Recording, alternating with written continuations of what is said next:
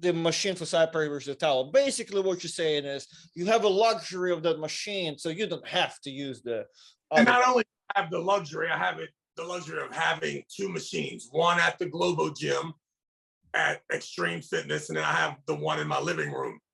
So I have, but without access to those two, you can still get it by using the rope and the side pressure.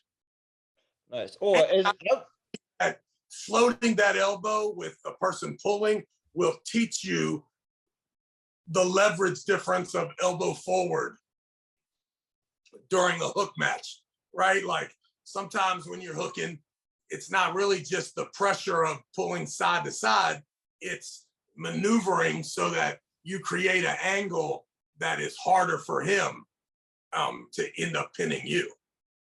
And you can learn that by pulling on that rope. And so I'm taking that for granted. I already have it in my arsenal. I understand that if my arm is opening up this way, that if I move my elbow forward and he keeps the same angle, he will run into a leverage problem trying to open my hand up. You don't get that on the side pressure machine per se. So it's, I could see a person skipping the towel and the rope drill and moving on to the side pressure machine and not understanding that move and that leverage situation. And it also teaches you not to push or pull down, but to run your opponent to the pad. And that's another thing that you can get from pulling on that rope that you really can't get from a side pressure machine. That's really awesome. And that's only person, like, you have the efficiency down, and that's efficiency standpoint, which I talk about all the time. That elbow thing, it's so important. And that's funny you said that. That rope does kills it. Like, it does cover the whole thing. Because if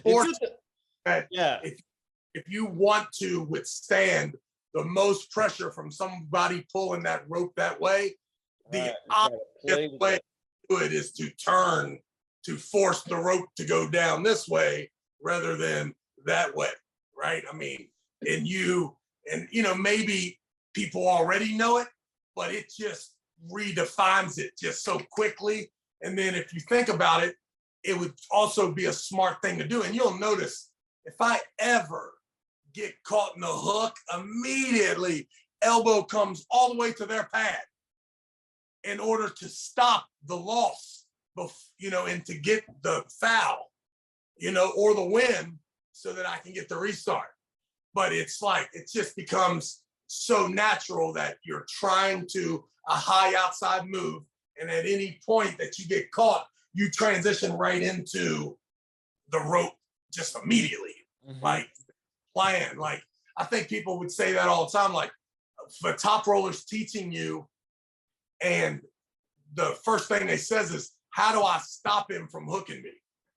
Well, you stop him from hooking you by operating the connection in the best way possible so that he has the worst grip possible when it comes to control in order to snap and hook you. But really the question is, what do I do when he hooks me? So the good thing is that you're a high side pressure outside guy that transitions into elbow forward running hook if in fact you get caught in it. So it just allows a game plan on how to answer the question. And I find that it's not a genius answer. It's exactly what I do. 100%. All you got to do is catch me getting hooked, and you'll see that I attempted, whether I was successful or not, I attempted to do that very thing that we are preaching about. When someone opens your arm, they open your arm, one of your defenses can be that you come forward with your elbow, and it will make it harder for them to open it. 100%. Yeah, that's the important ability throughout the match. And there is actually, since you said that many people know that, I doubt so, because I look at practice all the time. I like that whole thing, because there's not an exercise that actually naturally teaches you about the elbow and not opening up your arm. Maybe the only way to get what we're talking about. Right, right. It's the only exercise. Other than that, you have to listen to somebody at practice, like, "Hey, move your elbow forward. It's going to be harder to open you up." And then you kind of have to get it, and you don't Right. understand what the other person talking about. And even when you give them that tip at practice, it's elbow forward to pull down.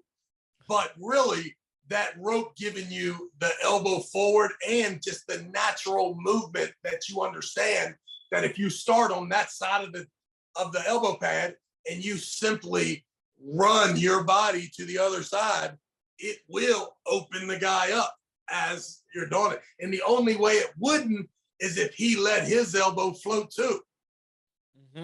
Right? Because you would only way he would either foul or he would be lucky enough to be on the far side, so it would just put him to the other side. But yeah, I mean that may be the only exercise that can you are onto something golden, because it's a super cool thing to do if you want to be efficient. If you want to lose matches and try to see if your bicep will just hold it, you can be there, right? But if you can literally learn, like, oh shit, I can just put my elbow in there and it at the least will stop it from opening. And then if you have power to push down, fucking go ahead and push it. But that's really dope.